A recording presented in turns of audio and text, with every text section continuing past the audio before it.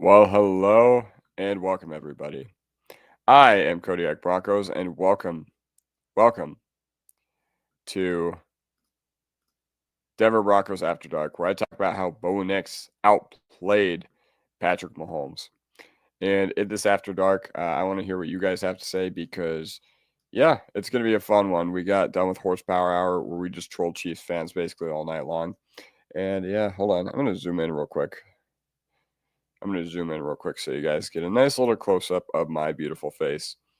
Um, yeah, either way, you guys know what to do. Make sure to hit that like button if you guys enjoy. Subscribe if you're not already.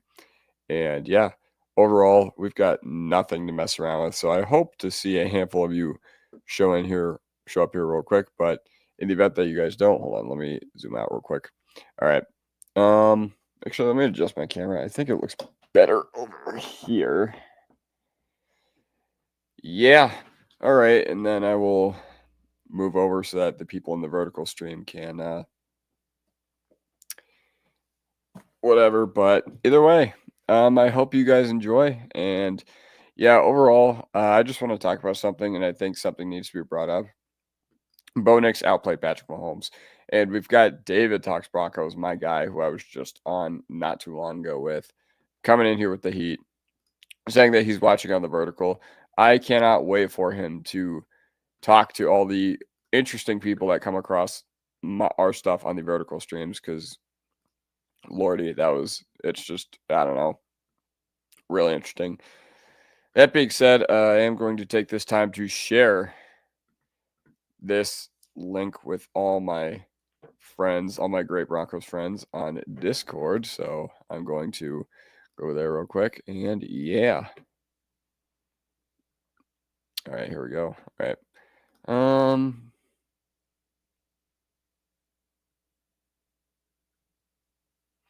Okay.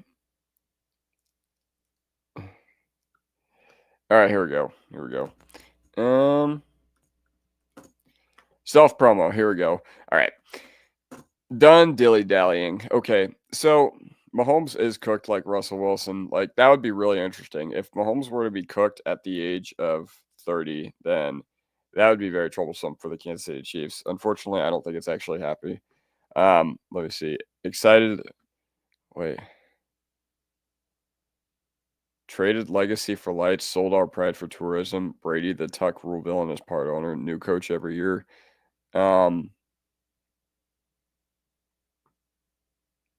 This is really confusing. I guess a Raider fan found the stream pretty early. I guess that's what happens when you go vertical. Going vertical brings in a bunch of interesting people. Yes, you know what? You're not wrong. You're not wrong. No soul, no aura. Once again, they lost all their aura once they moved to Las Vegas. And once again, I was living in Las Vegas at the time, and the craziest thing was nobody was a Raider fan. I think that's as high as my tripod goes. Oh well. Oh well. Yeah.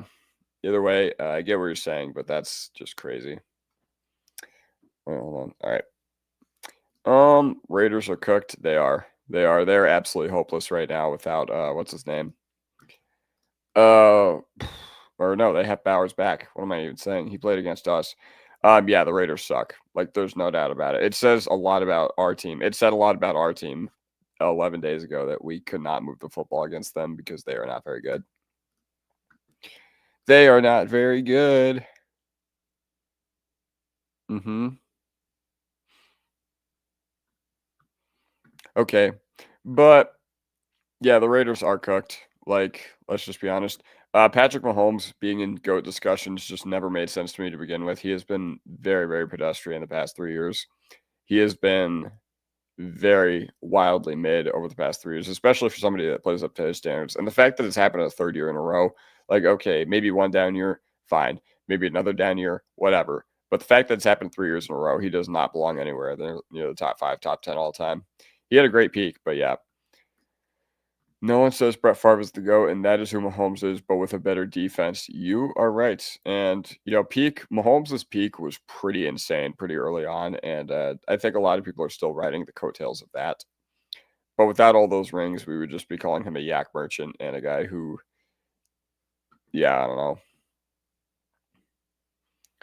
Because yeah, no, I completely agree with you. Like, and Bo Nix outplayed him. And for all the Chiefs fans that are mad when I say that Bo Nix outplayed Patrick Mahomes, my brother in Christ, like you guys lost to a guy who is supposed to be out of the league. Like apparently he's going to be out of the league in 3 years, according to what some Chiefs fans are saying. So apparently you lost to a Starbucks employee. So that says a lot about your team. Now, once again, I will give the Chiefs props for making their plays in this one, but also it took some Tyquan Thornton pushing off to do so. It took some help from the officials. And overall, I was just really glad that we were able to take care of business because it was very satisfying to beat two teams on Sunday. It really, really was. Now I'm gonna pull up my stream on my TV just so I can monitor the chat a little bit better. But looks like we got 15 people in here. We got 15 people in here, yet only one person commenting, which you guys should, or David, you guys should go follow him if you don't already, because obviously David Talks Broncos is one of the best channels out there.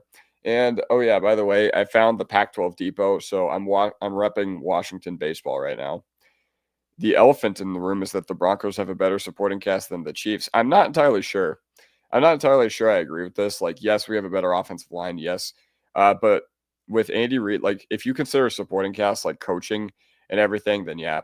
And of course, supporting cast, you can't really talk about that without talking about defense. So I get why people say that. But um, I don't know, man.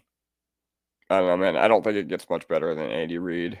The Chiefs' offensive line has been pretty good this year, but granted, they couldn't do anything without absolutely having our guys in headlocks all game long. But yeah, um, weapons, I agree, but that's not saying our weapons are nothing special. Like I'm just gonna be honest, I don't think our weapons are very good. Um, but yeah, no, they've really struck out at getting Mahomes some help, and Kelsey's gonna retire either this year or next. So yeah. Any thought of replacing Moss on the boundary with Drain or Barron? I know Moss is solid, but at some point the penalties are going to cost us a game. Um, a lot of people have said this, and I do think they need to coach something out of him. I think it's like technique. I don't know if it's technique. I don't know what else needs work, but the reality of the situation is like the problem is that you haven't seen Drain or Abrams Drain or Barron's uh limitations play out during the full season. So that's just how I see it. Um, Now, granted, they were Moss has been very frantic all year long, it seems. And even though I have his jersey, he's my favorite player in the NFL because I'm all about equality here, um, for everybody. And but yeah, no. The penalties, I think you're right. Like, had we lost this game, the penalties would have been a huge, huge talking point. So I don't know what the solution is. I genuinely don't. Uh, yeah, but that's how I see it. Just going to crumble the postseason. I'm glad you named yourself Troll Under the Bridge 69 because that's just what you are. You're that guy, what's his name? Uh, from Dora. Who's the guy that lives under the bridge? I don't know. Maybe it is. Maybe his name is the Troll Under the Bridge. Just going to crumble in the postseason. Uh, can you clarify? Just going to crumble postseason? I mean, to clarify, you want to say what's up? All right. Laughing emoji. Our defense did its job yesterday, and our offense showed up in the win. Yes, sitting first place 9-2 does feel fantastic. Sitting 9-2 feels a lot better than sitting at 5-5, I will say. But yeah, overall, it felt great to beat two teams yesterday, as I've been saying a whole lot. I've been saying it a whole lot. But I don't know. It's like, yeah, David says it best. I love being 9-2 frauds. Isn't it funny that we're frauds for being 9-2, even though we just beat a team that was even bigger frauds than us or Kansas City was bigger frauds last year than we are this year. I will say that for a fact because we didn't need the referee help to win us all these games. I know we only beat the Eagles on the road. All I can say is beating the Eagles ain't for everyone. Beating the Eagles ain't for everyone. Is it? There was something else I want to talk about, but I forget what I was going to say. Either way, guys, Week 18 against the Chargers could be for the division crown, which that would be something. That would be really be something. But Derek Barrett says without the oh yeah, just going to crumble in the postseason. Yeah, overall, I think you guys are doing a really outstanding job of, making this show ours because honestly, it's been amazing interacting with y'all. It's been amazing interacting with y'all in this chat ever since I've started the show. So, um, yeah, I'm just waiting for more comments. But in the meantime, I guess I will talk about something. I guess I want to talk about Bo Nix and his progression as this year has gone on because yesterday I saw an entirely different quarterback. Like all the all 22, I see a quarterback who's making plays at will. On the all 22, I see a quarterback who's, making the tough throws, or at least I did yesterday. And honestly, it felt like Bo for the most of the year had not been the same dude that we saw as a rookie. He was not the same guy that we saw hucking bombs that connected pretty much every week last year. And, once again, I was pretty disappointed with how he had played for probably 10, 11 weeks of this season, or I should say 10 weeks, because yesterday was not one of them. Yesterday was our 11th game. And yeah, I'm gonna spam 5 and 8 from deep all by week long. Yeah, you're right. You're right. But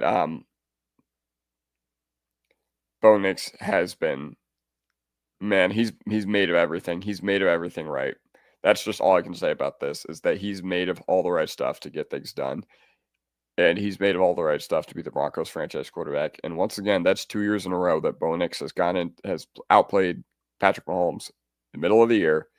And this time, we did not get a historically bad special teams play that cost us the game. So, yeah, that's all I'm feeling about that. But either way,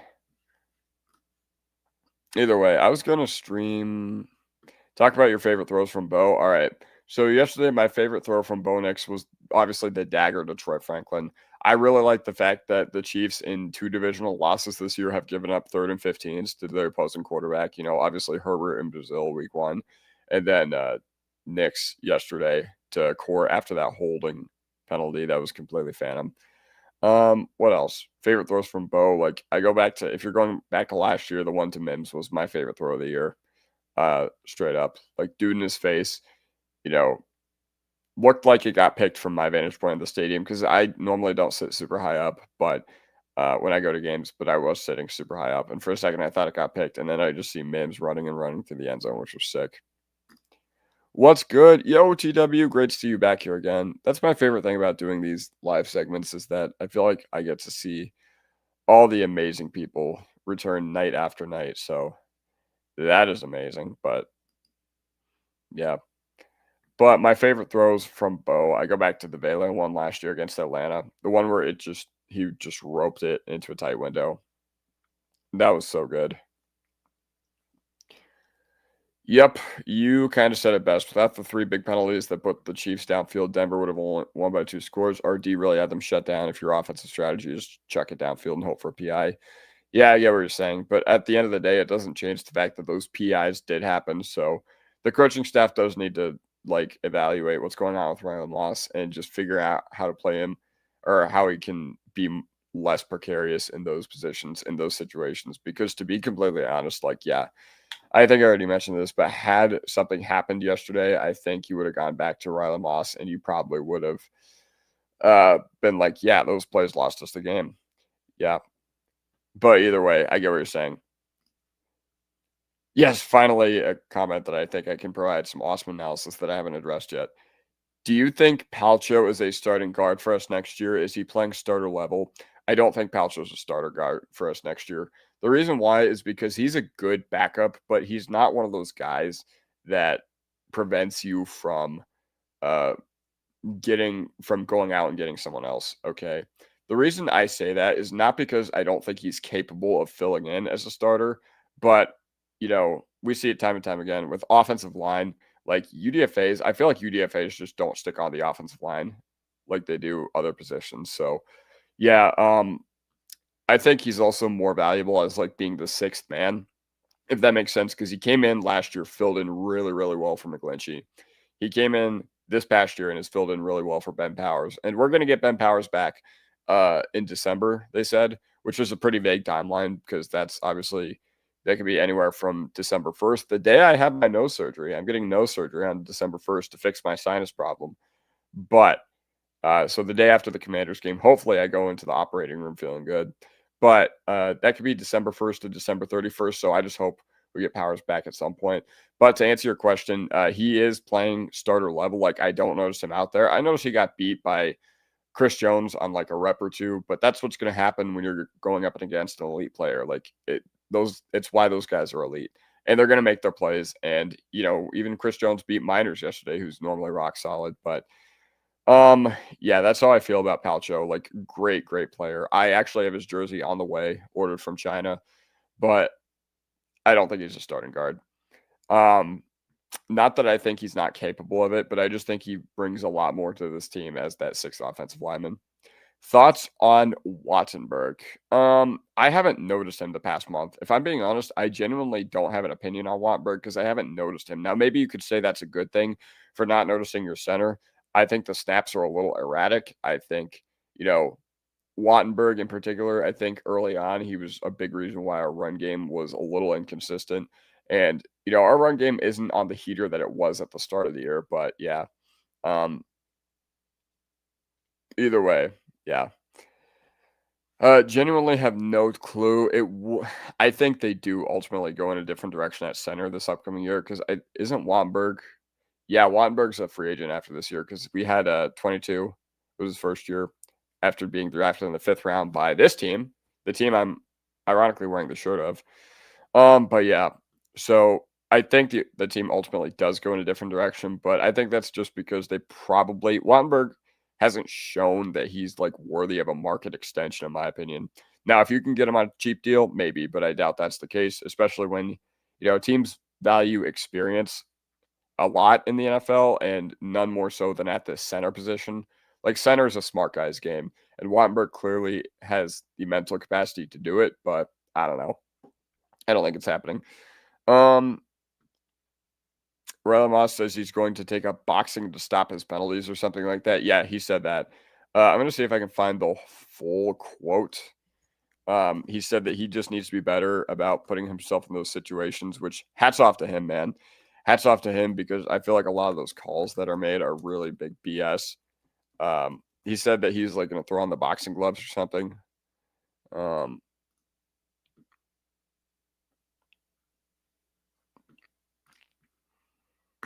going to see if I can get this. Hold on. Share screen. Share. Oh, well, I was going to do that, but I guess not. Either way,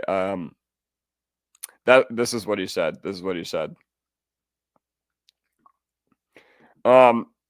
Apologies because I don't have the full quote. Politics, get out of my feed. Yeah, either way, I don't have the full quote, but I know he said something about it. Actually, let me go back real quick.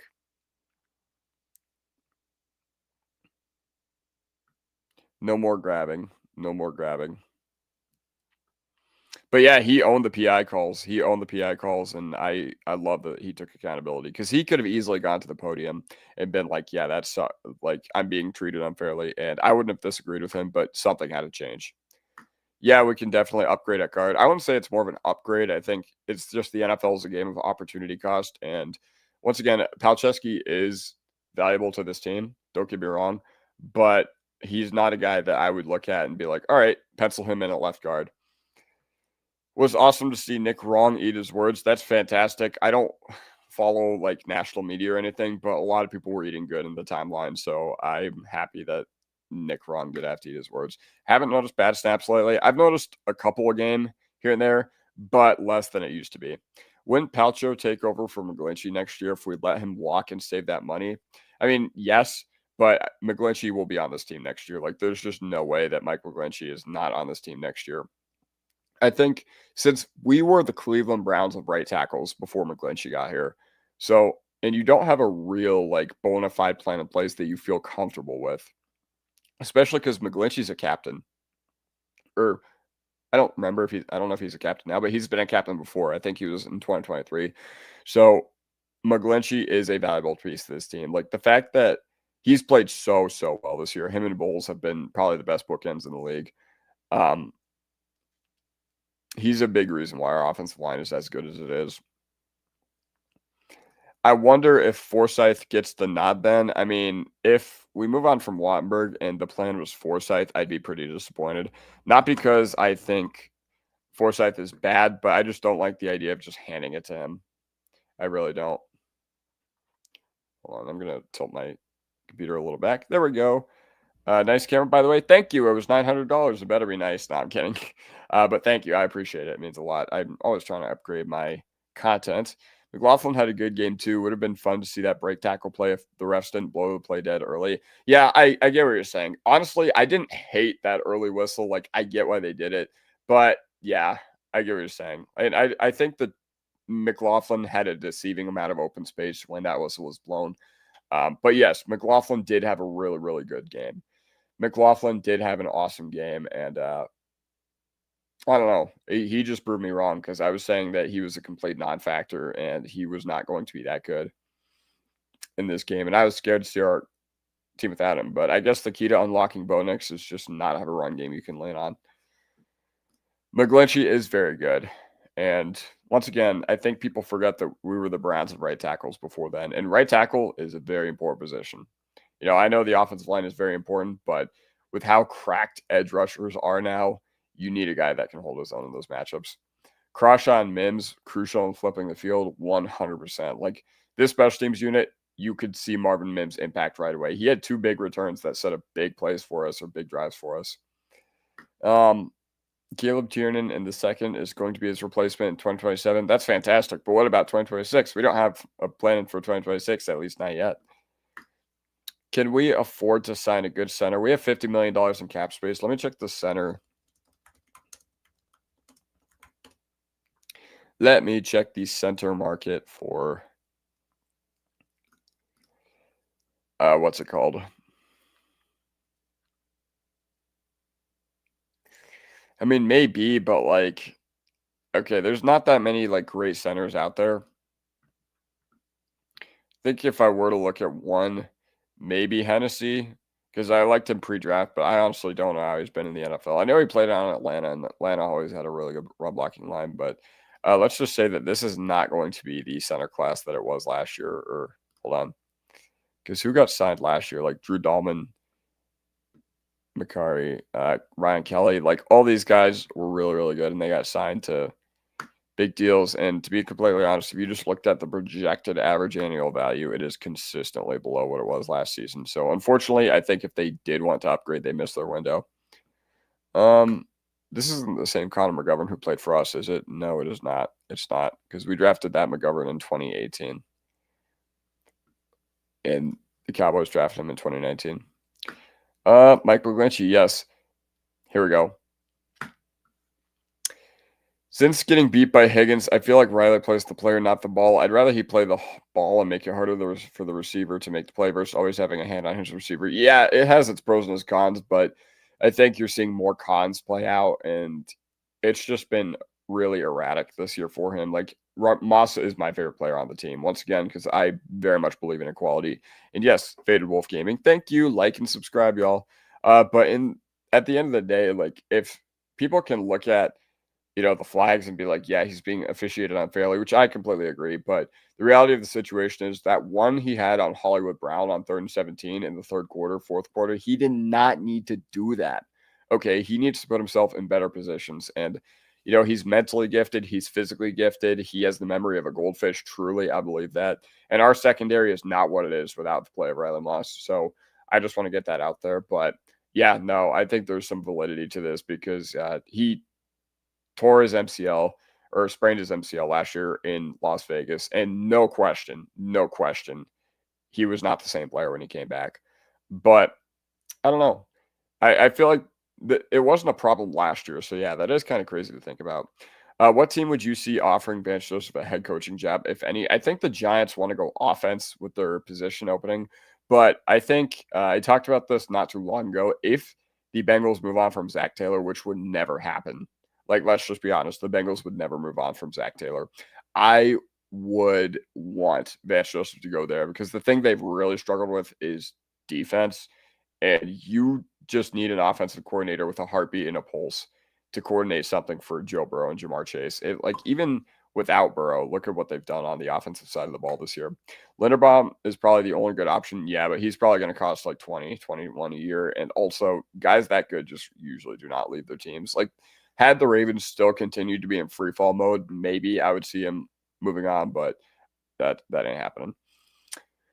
I wonder if Cushenberry gets cut from Tennessee, but I feel like Champagne would want a more athletic center. Yeah, I think you're right. Like, I think it's no secret that, or I don't think it's any, how do I put this, like, rhyme or reason, or other than Zach Strief's magic, that Cushenberry went from like being the worst center in the league for 3 years, then suddenly was amazing for 1 year with us. But yeah, unfortunately, when Cushenberry was a free agent, we just weren't in a position to do that. But Cushenberry's a very, very smart center. I remember all the pre-draft scouting reports. He wore number 18 at LSU because on that loaded 2019 LSU team, because he was just that good of a player. Bet he tests the FA market. Are you talking about Wattenberg? Because I think I agree with you. Shocked Bidet didn't get more carries, especially after he was named starter after Tampa game, but hurt back against the Jets. I'm not surprised. The reason I'm not surprised is because Bidet has not been very good this year. Like, he has his spot on this team. He has a spot in the NFL. But, yeah, I get why they're going away from him, especially because he plays special teams, which is a pretty valuable role. And ultimately, the pass blocking duties looks like they got picked up by Adam Prentice. So, Bidet did not get more carries after he was named the starter last year. But, Bidet has not been very good this year, if I'm being completely honest. Like, he's made a couple nice third and long conversions. But, yeah, he has not been that good. Only team to win in the AFC West this week. You are correct. You are correct. How do you feel about Pat Bryant moving forward? I feel good. Like, he is a very, very high floor rookie. Like, anytime you need to rely on him, he always does it. And he always makes the key block. He always does awesome things. So I feel pretty good about him. Like, if he's your starter, how do I put this? What is my mouse doing also? All right. If Pat Bryant needs to be relied upon to be the guy if Courtland Sutton has to miss time, maybe I don't trust him that much, but Pat Bryant has done nothing except ball out and make plays all year, which is great because I was somebody that hated the pick at the time. But yeah, he did look super fast on the deep reception. Like, the people talked about the 4.6 time, but the 4.6 time is not real. Ultimately, you have a physical guy who's really good on screens, really good at blocking, and has good hands. And Champagne's going to love that. Champagne's going to love that. He is a third down machine. Like, anytime the play comes to him, I feel good about it. I really do. And we just got to hope that he can earn more targets in like the whatever games. What of the final games on your Broncos schedule were you most? Honestly, I think the one that I'm just like, I don't know, is Christmas night at Arrowhead, just because Arrowhead has been a house of horrors for us going back for many, many years. But we should win. We should be favored in every single game going forward besides that one. Yes. 5 of 6 for 82 yards for Pat Bryant. Yes. Let's check, actually. Let's see what UFAs we got this upcoming year. All right. Can you guys see my screen? All right, there we go. I'm nervous about the Jags too, but the reality of the situation is, like, it's still not really that good of a defense. Like, yeah, Cohen has them playing hard, but let's be honest, Trevor Lawrence just owns Justin Herbert. It just is what it is. I'm not nervous, I would say, because I think we just match up with them really well. Like, Trevor Lawrence, they have a bad offensive line, and our pass rush is going to really, really get to Lawrence. So I'm not worried about that. But I get what you're saying. Oh, okay. So here's what we got. We got a lot more free agent moves to make this time around than we did the past few years. If you're telling me what to do, I think you let Singleton walk. Definitely want to bring back Lutz. Like, until the wheels fall off, we got to ride with Lutz. And then, Malcolm Roach, definitely want to bring back. JFM, it's like one of those things where if the price is right, you do it. I would love for JFM to be back. I would love for him to keep playing for this football team because he's really important to our team.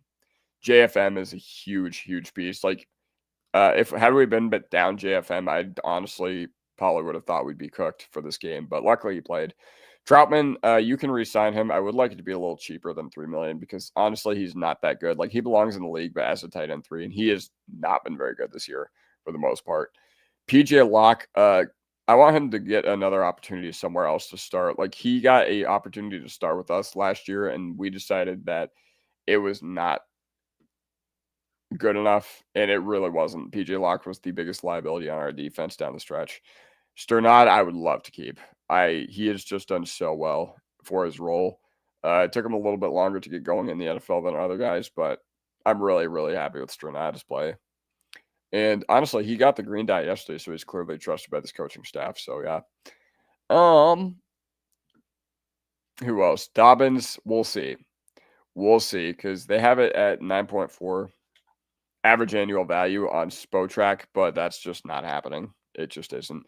Burton, you can go. Jaquan McMillan, RFA, you got to re-sign him. Like, I'm sorry. Nickel contracts are not that expensive, and he just brings so much to this team that I know you drafted Jade Barron, but you got to keep Jaquan McMillan. Like, there's just no sense in the world where it makes sense to let him go, especially because he's an RFA. Kroll, you probably do tender him as an RFA, but you give him a chance to come in next year, but ultimately I'd be pretty disappointed if he was on the 53 in 2026 week 1. He adds literally nothing to this team. Wattenberg, once again, we'll see. Like, if the price is right, then sure, but we'll see. Jordan Jackson, I feel like he doesn't add much to this team. Actually, all these ERFAs, you tender them no matter what. Dondre Tillman in particular, you tender him as well. He's a big one. Like, he's a key guy that you're definitely going to want to bring back. Alex Palczewski. This is RFA contract. I don't know what he's going to get, but we'll see. Jaleel McLaughlin, I feel like he can walk. Like, I know that's insane. Restricted free agent. So here's what it means. It means that if the guys offered a free agency contract by the Broncos, it means they have to sign it basically no matter what. Or it doesn't mean they have to, or I think there's still like terms with market. Like, they can't just completely lowball the player or anything, but the Broncos get what it's called exclusive negotiating rights with the player. Therefore, if another team wants the player, then what they can do is they can actually offer them a open market contract. Like, for example, if a team like really wants Jaleel McLaughlin on whatever, then they can offer Jaleel McLaughlin a contract. The kicker is that the Broncos would get the first right to match. And if the Broncos do match the deal, then the guy basically can't go. The guy basically has to play with Denver or the original team. Put second round tenders on both J-Mac and Palcho. They would need to be making a few million a year. I think you'll need to check that. I think you are correct, but how much is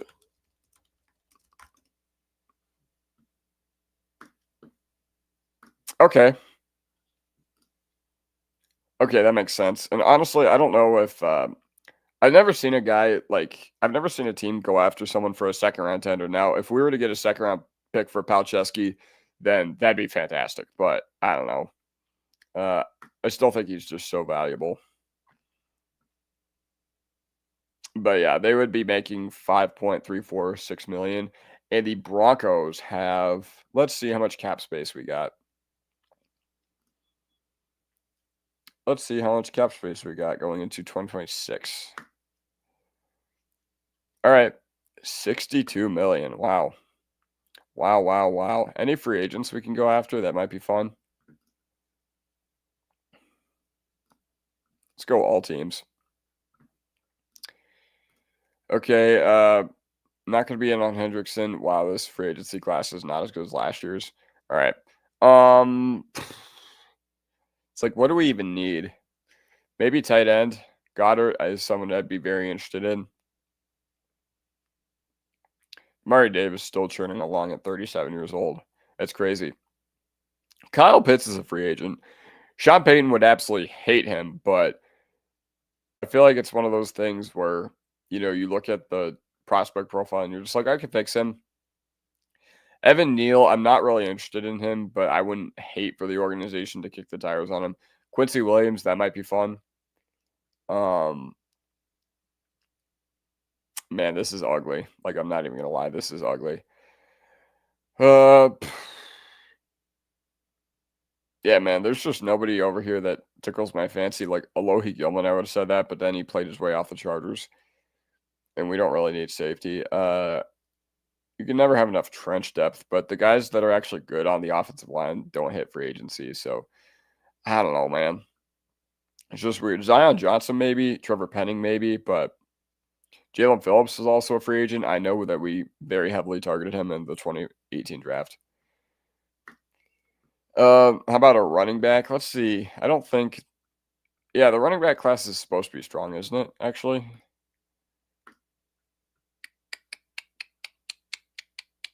Summer Brees Hall, Kenneth Walker. Okay, these are two guys I'd be really interested in. Javante, I think, has earned himself a nice little payday. ETN, maybe. He just keeps turning along. Jerome Ford, if you want some juice, but literally he offers nothing else.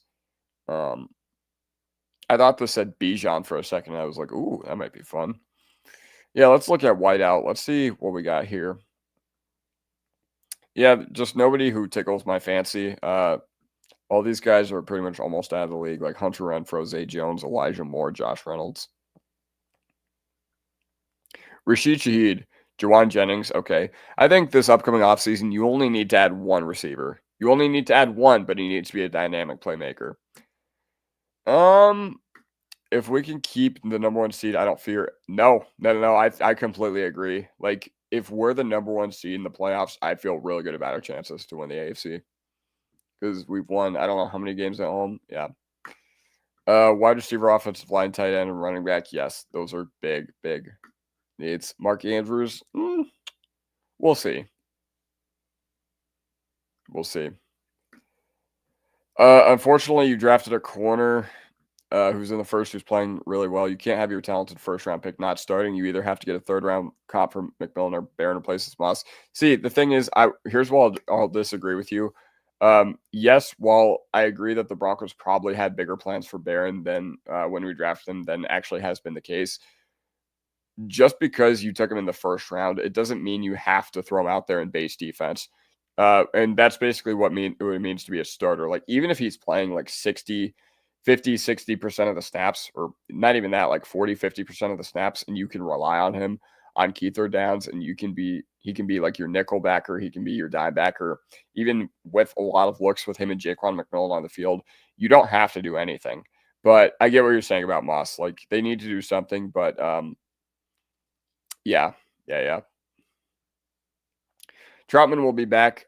I hope not, man. Like, once again, he has his place in the NFL, but he just hasn't been good this year. And unfortunately, if you can't be good, then that sucks.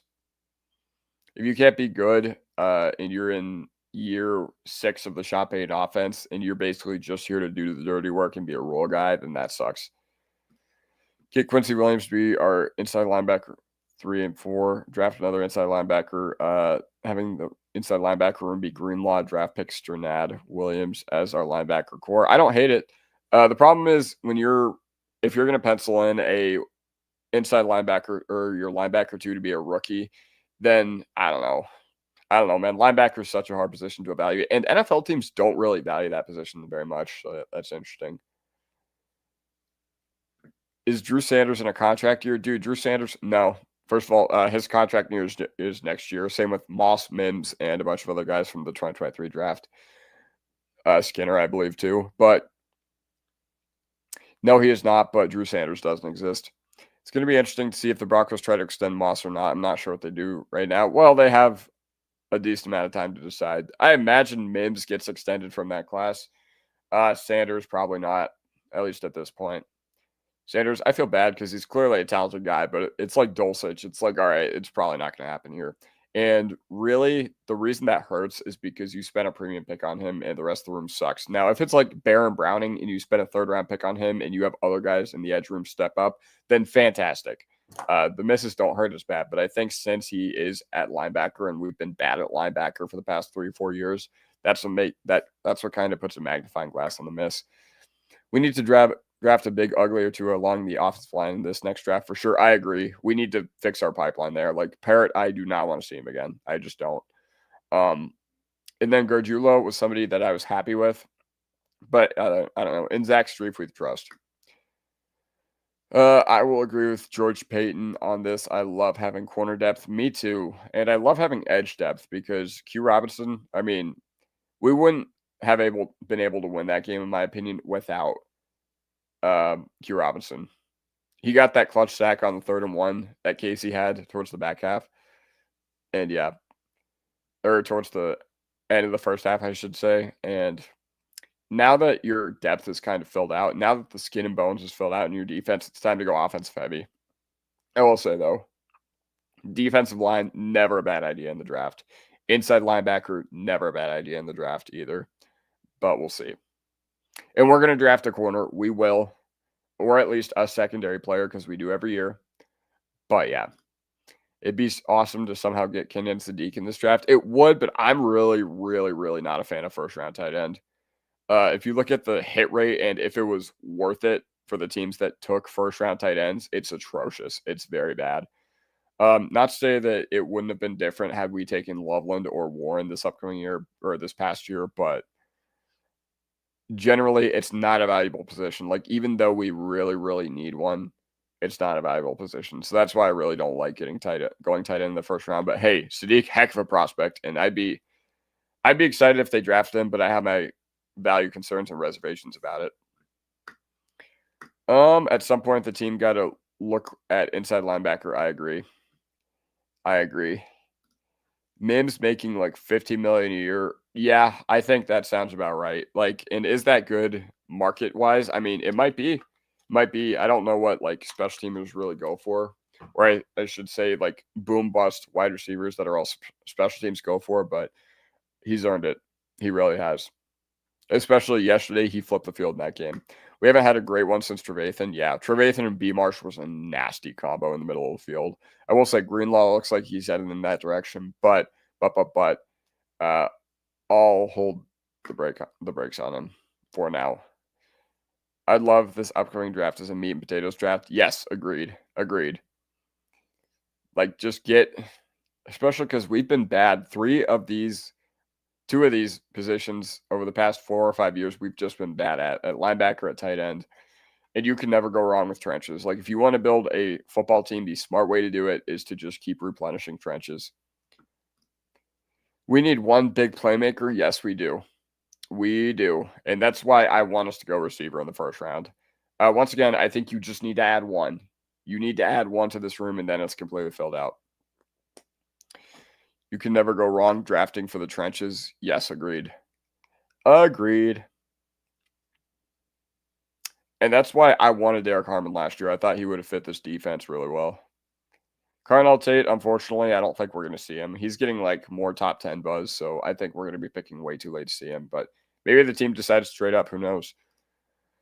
The team has to solve the tight end problem this upcoming year. Bo is desperate for weapons, especially ones that can catch the ball. 25 drops is inexcusable. And once again, yeah, we do need better guys in that regard. And I think a lot of this can be traced back to Troy Franklin. Like, he has been really, really inconsistent this year. And he's good, but he's a wide receiver 3, wide receiver 4, in my opinion. Like, he should not be the primary target earner on this offense, especially considering how bad he is with his hand-eye coordination. I want a sure-handed guy. I really do. Evans looked better this game. I'm trying to think. Evans.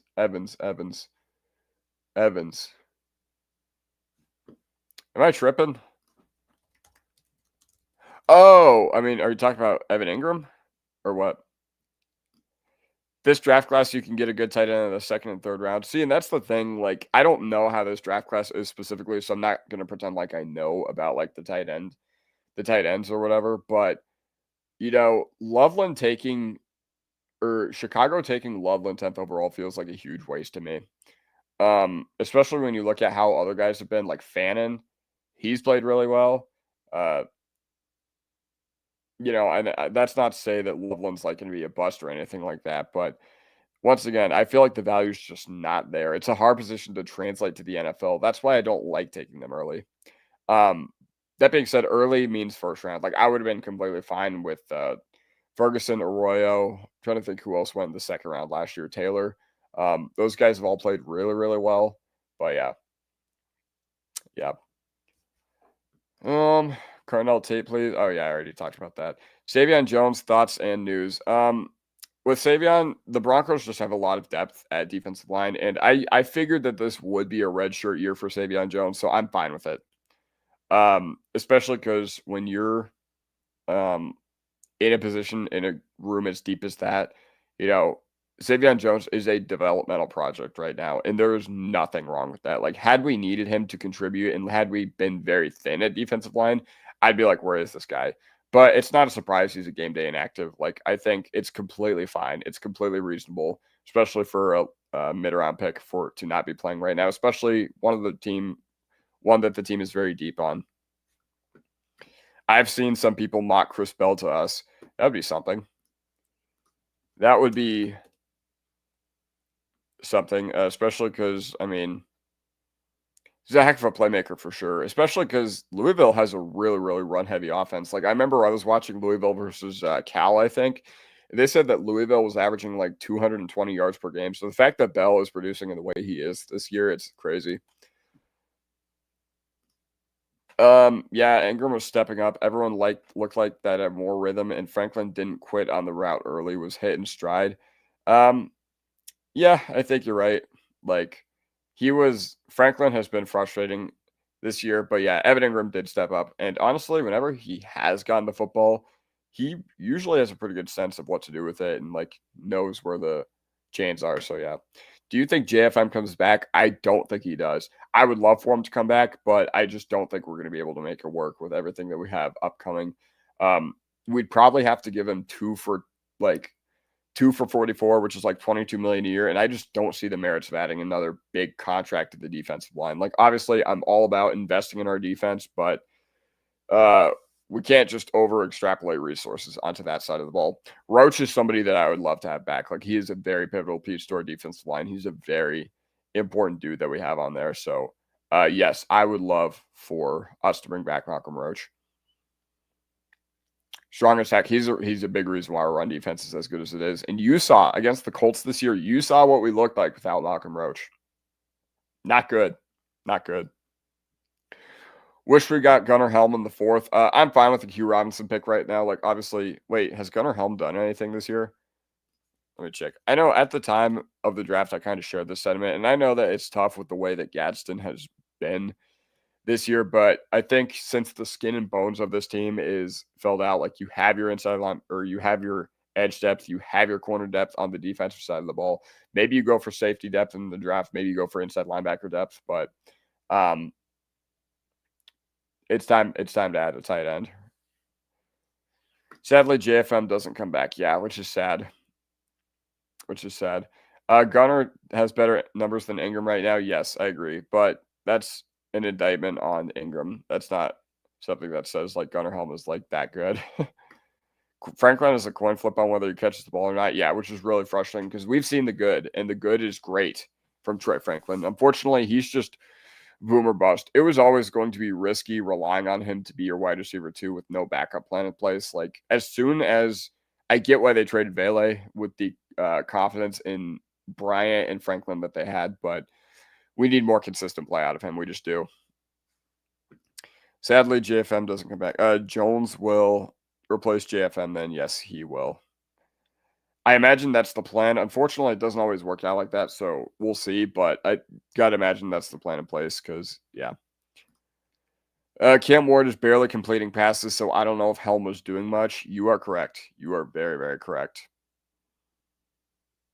Um,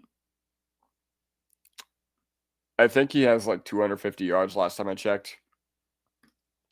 Sanders got to play his first game. Yeah, I don't know where the hell he is. I really don't. Like, I've heard literally nothing about him other than like he's been on the side field or whatever. Good for him, yeah. Yeah, this whole rookie tight end class is great. It is. That being said, I still feel like Loveland at number 10 was a bad pick, especially with how Taylor and Fannin and Aronde Gadsden have been. That's just why I don't like tight end early. Like, I know Sadiq is a freak prospect, and you can't necessarily put the early struggles on Loveland on him, like being picked 10th overall, because they ultimately do have Cole Kmet there. And, but you got to imagine he's going to come alive at some point. I know he came alive big against the Bengals 2 weeks ago, but I'm not really big on tight end early. Although, I agree. I wish we grabbed one, but they didn't really check that box so well. Dobbins said never finished the season. I'm surprised Denver had no backup plan, knowing he was going to miss time at some point. We'll definitely be bringing in a Murray or Gus Edwards. There's a couple things I just don't really agree with here. So first of all, Dobbins had never finished the season. Okay, yes, I'll give that to you. I'll give it to you that he's never played a full slate of 16 or 17 games. Guess what? It's very that's not an uncommon thing in the NFL with how violent it is and how often the running back position especially gets injured. But it's not an indictment on the front office that they didn't have a backup plan in place for Dobbins. It's a big indictment that they didn't draft one later in the draft, and they didn't grab a couple in UDFA, because I agree that they weren't aggressive enough in running back this past offseason. But yeah, I think the backup plan for Dobbins was RJ. I think you're right. I genuinely think you're right.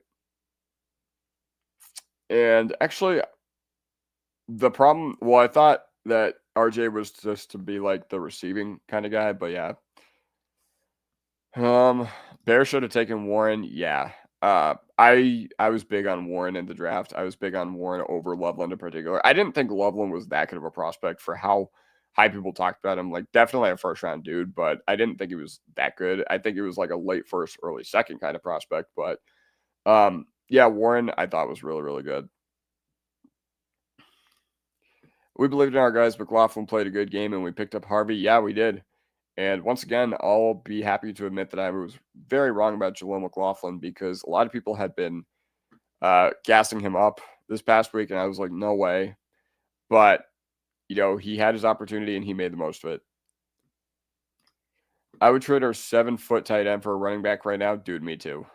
Loner looks like a wasted pick at this point. Now, granted, maybe you throw Crum and Loner out there on every field goal block, but we'll see. Same, Dennis. Same. I'd take Harvey over Ashton Jeanty or Omarion Hampton. I don't know about that.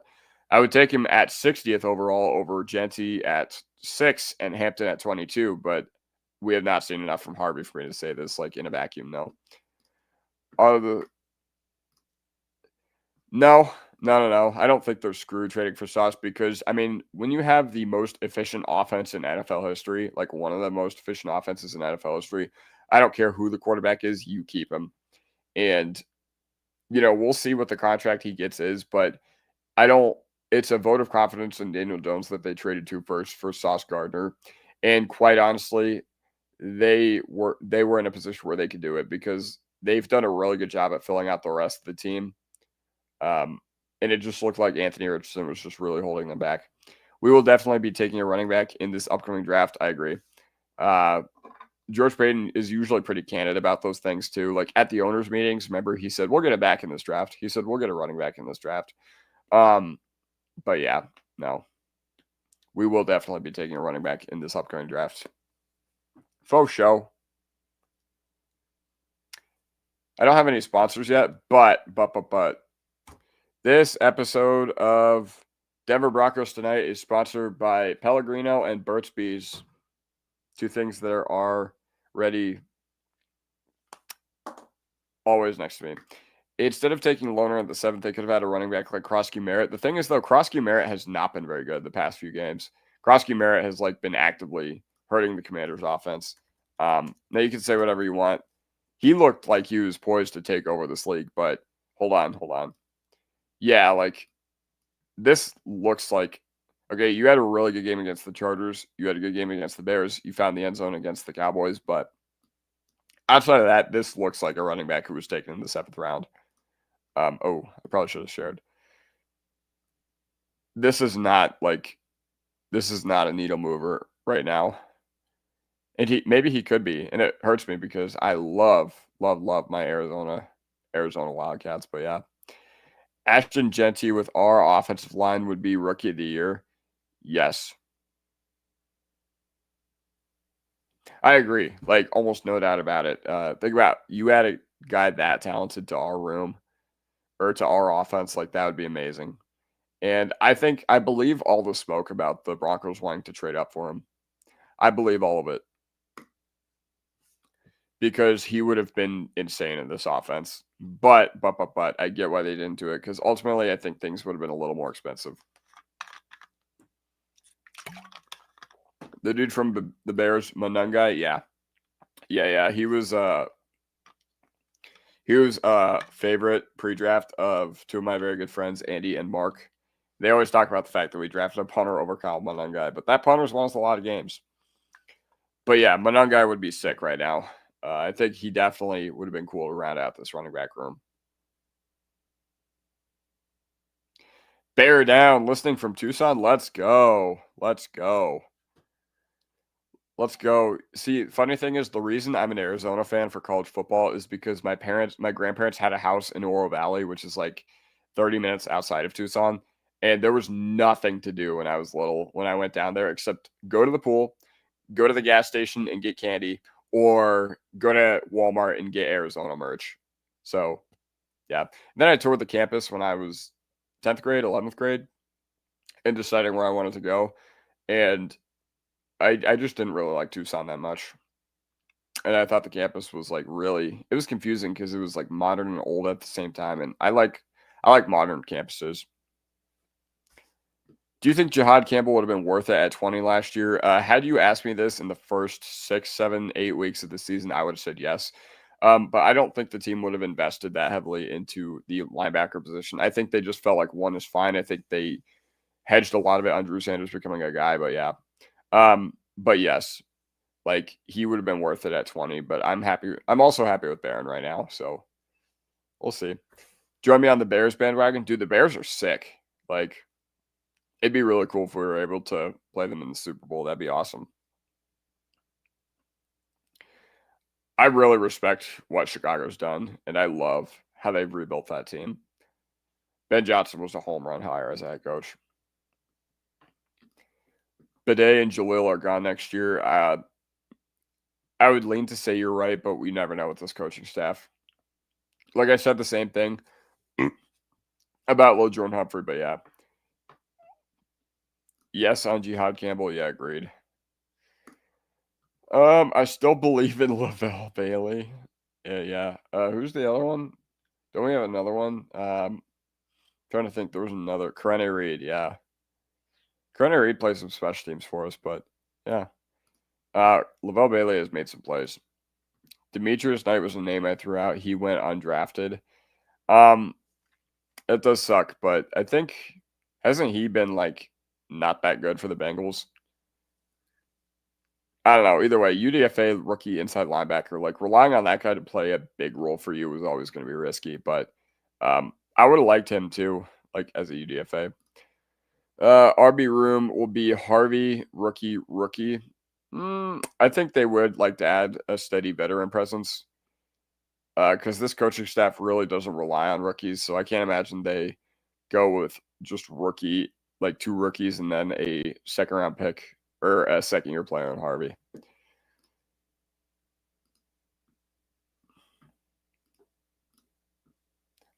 I thought so, but maybe I'm tweaking. Jordan Turner. Oh yeah, that's who it is. Hufunga has got bricks for hands. He's been so closing to getting a pick in the last few games. Great at batting the ball. What game do you think he gets his pick? I think he gets it against the Raiders. Like, he had a couple opportunities against the Raiders, and we'll see. Yeah, the reason he has brick hands is because if he could catch, he'd be playing offense. That's just the reality of the situation. But if he just spends an hour with the jugs machine, then yeah. Hufanga will get his first pick if he just spends an hour with the jugs machine. Spend an hour with Troy Franklin, or maybe not Troy Franklin, but Marvin Mims. Wasn't Knight a second round pick? Oh, yeah. Already talked about that. Hufanga has been such a good signing. Definitely one of my favorite players on the team. Same. Like, he's already in my top 5. I'm going to make a video soon talking about my top 5 favorite players on the team. And Hufanga's definitely on there. I also have his jersey on the way from China. So I have a Palczewski and a Hufanga jersey on the way, both from overseas. God bless DHK, am I right? Yo, ever since the Strnad Giants pick, notice how many more we've been getting? Yeah. And I figured that would turn around because, honestly, I felt like we'd get some positive regression in the turnover department because this is a team that wants to take away the football and has done a pretty good job of that. At least had done in 2023 and 2024. 2023, the heater we went on, the 5-game winning streak we went on, in large part was due to the fact that, we had those picks. We were getting all those fumbles. We were getting all those turnovers. And, I think because of the fact that all those were happening, it was crazy. Straight up, finally getting them turnovers, dude. The craziest thing is we got 2 of them on the same drive, which was equally insane. About 23 of you in here on this Monday evening, November 17th, 2025 at 11:36 p.m. It's been awesome interacting with you guys. Yeah, I'm going to keep going for as long as you guys want me to keep going. So this has been awesome. But yes, I have noticed this. Once again, I expected some positive regression in the turnover department just due to the fact that I felt like we'd been pretty unlucky in this department. We had just been getting too many sacks where the quarterback just didn't have their chances to get the ball out against us. And also, we don't have ball hawks on this defense, if that makes sense. We don't have boomer bust guys that are going to look for the football or take risks or whatever. Those Trayvon Diggs types, those Marcus Peters types. We don't really have that on this defense either, so I think that's part of it, but we'll see. What are your thoughts about the officiating? I think it's an embarrassing look for the NFL that the officiating is this bad consistently. I thought yesterday, the Chiefs got a very favorable whistle. Not to say I think the game was unfairly called, but they definitely got a favorable whistle. The Riley Moss illegal contact was horseshit. It just straight up was.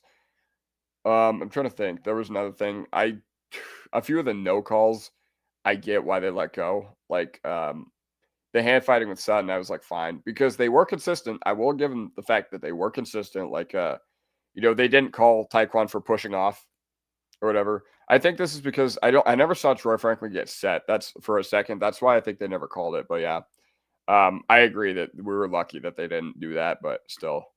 But either way, the Taekwon Thornton OPI, I kind of, rewatching it, I think it wasn't as bad as a no call as I thought during the game. Especially because Troy Franklin did kind of the same thing on our game-winning catch, so at least they were consistent in that regard. Had they called that on Franklin, I would have lost my shit, but they didn't. So yeah. Once again, you could have called the Chiefs offensive line for holding on every play.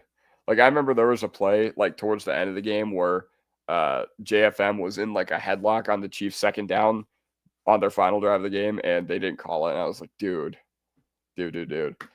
I would like to see Jane Daniels when they face the Commanders battle of the 2024 class. Yeah, I agree. I think that if you want to beat teams, you should want to be battle tested and beat them at their best. And the Commanders with Jane Daniels are a different team. When do you start your prospect scouting? January.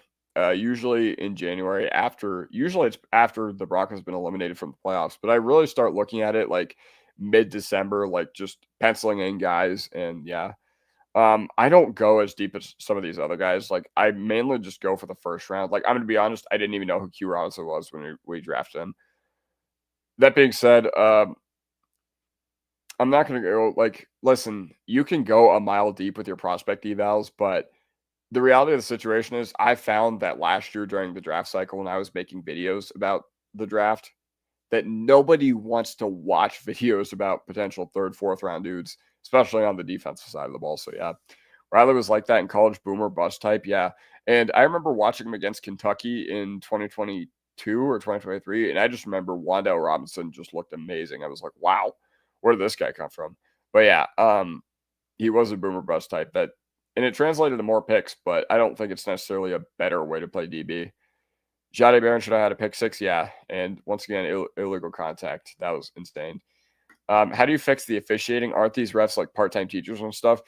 The problem is, like, listen, unions are great for a lot of things, but the problem is when you get job security, it's bad. And the NFL Ref Union is one of the NFL Referee Association is one of the, in my opinion, worst things out there because I don't even think they get full-time benefits. So how do you think they fix the officiating? Well, the problem is they don't want to fix the officiating, okay? And the NFL is labeled as a entertainment league, not a sports league, so they don't have any obligation to actually want to fix the officiating. And it sucks because the officiating should not be this bad. I think the XFL officiating is significantly better. Or what's the other football league? The UFL? Okay. Okay. Yeah, the UFL. All right, no. I'm trying to think. Okay, yeah, the UFL. I don't know why I couldn't think of it. But yeah. Yeah.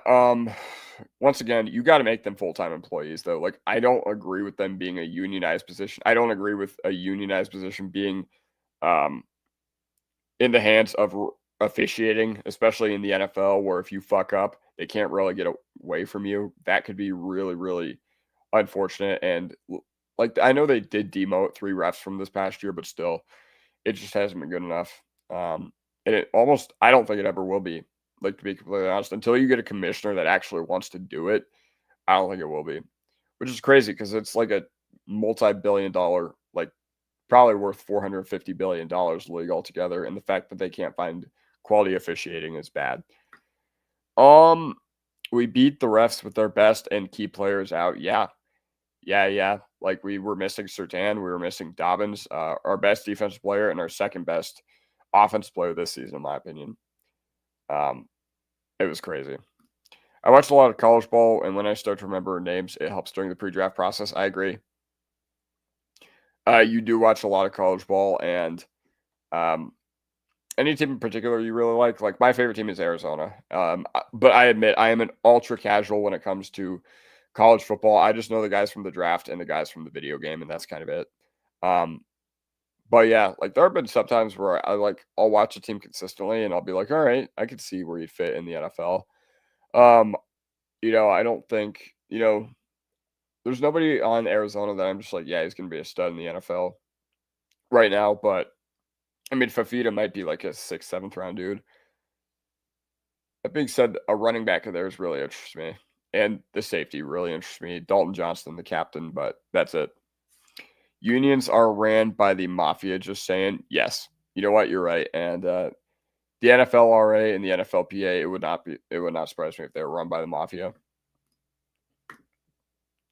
The BS on Riley's PI calls is that it's not the ref right in front of the play, it's the ref on the other side of the field. So that's what I don't get. Why shouldn't the guy that's closer to the play with a better view get it?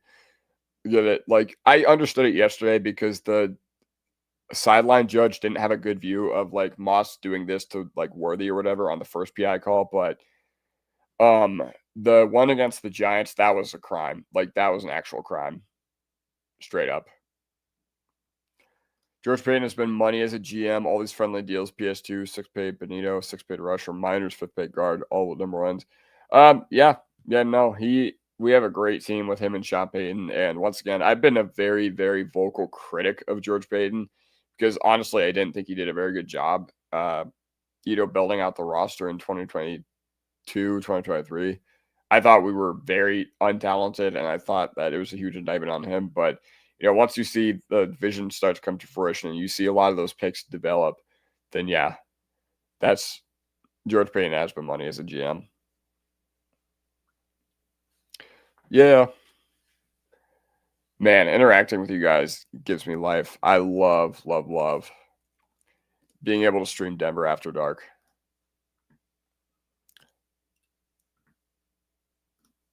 It's amazing.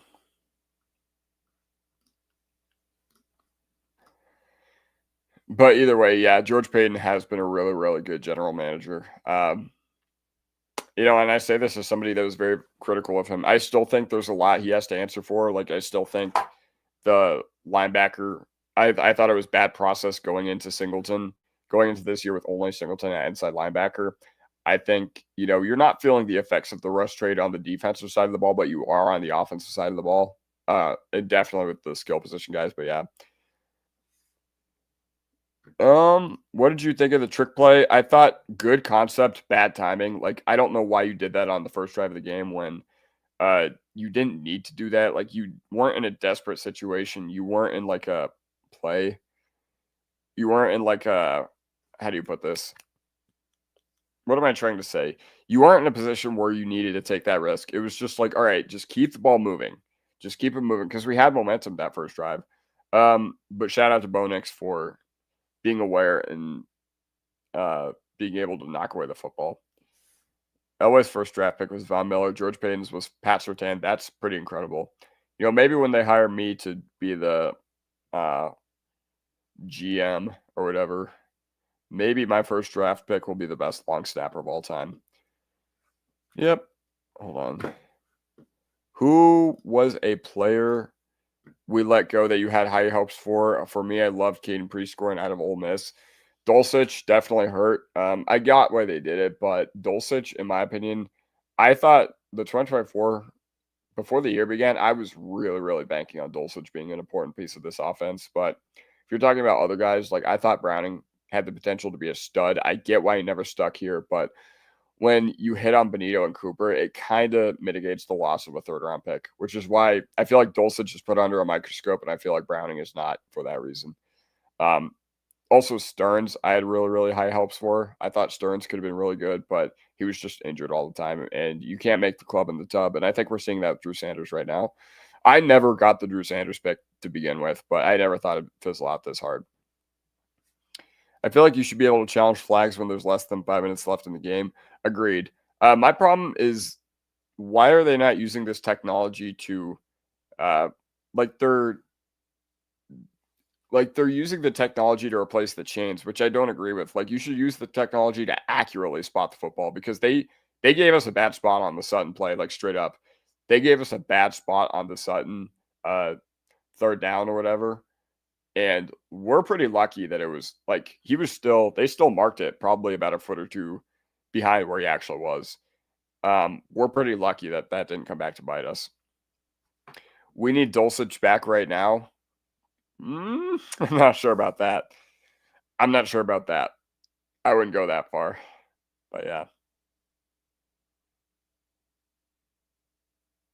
And then the Knicks run at the end of the first half, we could have gotten a field goal. Yeah, that's what I'm saying. Like, my issue, like the thing with the virtual measurement, I think it didn't exactly solve what it should have been. Whatever. Now, if you want to put chips in the ball to measure the ball carrier's forward progress, maybe that would have been cooler, a better, more viable solution. Even though I don't think that's really possible, but still. You know what I loved? I loved when they showed the virtual measurement on the TV or on the CBS, and simultaneously you could hear the fans in the stadium erupt when they showed it on the Jumbotron. Also, if you guys were at the game yesterday, I just want to say something.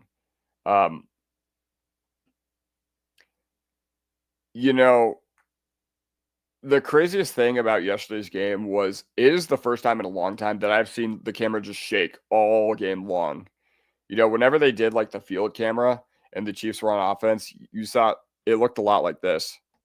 Did the camera not look a lot like that to you guys? Sorry for giving you guys a headache there, but am I tripping? Like, did that not feel like it was the case to you guys? And Sean Payton challenged the fans to be loud, and we were really, really loud. What I didn't like is that the Sutton plays that they took like 4 minutes to give us the first down while Spags was over there getting the defense right. Was it getting the defense? Like, I get what you're saying. He gave, it was too long. It was too long for something that I thought was pretty obvious, but Um, I guess he was telling them how to. I don't know. I don't know. I can promise you, you're going to see it again at some point, whether you like it or not. Now, agreed. I don't think it was intrinsically a bad play call, but I agree, bad situation to pull it out. AI should evaluate penalties, dude. AI can't even AI has a lot of problems. I'm not here to demonize it, but because I think that overall it is going to wipe out a lot of other things in this world. And I think it could be primarily used for a lot of benefits in the world. But if you look up anything about sports on AI, it doesn't know anything. Like if I look up 2016 Trevor Simeon stats on ChatGPT, it's going to come up with something completely wrong. So AI is very advanced in a lot of things right now. It is not for sports. Hoping they're going to get Mims going in the passing game. I'd sure love having him out there on those deep passes. Dude, same. And I feel like that's the reason we were able to hit so many deep balls last year was because they were able to Marvin Mims was able to stretch the field and come through his own as a wideout. But yeah, unfortunately, he's just not refined as a short intermediate route runner. I don't think he ever will be, but he's very valuable to this team, like a gadget guy who can run deep and really, really good returner. The crowd sounded like a college game, one of the best home field advantages. Yeah, you know what's crazy? I was at Ohio State. I think I already said this last night. I was at Ohio State, Penn State 2-3 weeks ago, and it was comedy how quiet the Ohio State crowd was. Like the atmosphere was a total joke. I heard Ohio State get loud on like 1/3 down, and Penn State made their plays, and it wasn't completely out of reach. So until the fourth quarter. So yeah.